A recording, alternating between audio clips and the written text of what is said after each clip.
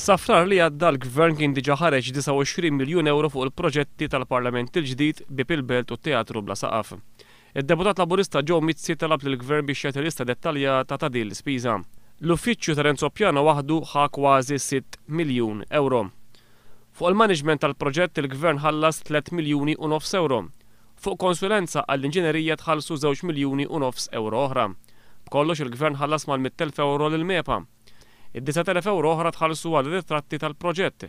Il-Gvern ħallas ukoll 40,000 euro lil Lena Malta biex neħħew xi cables li kien hemm.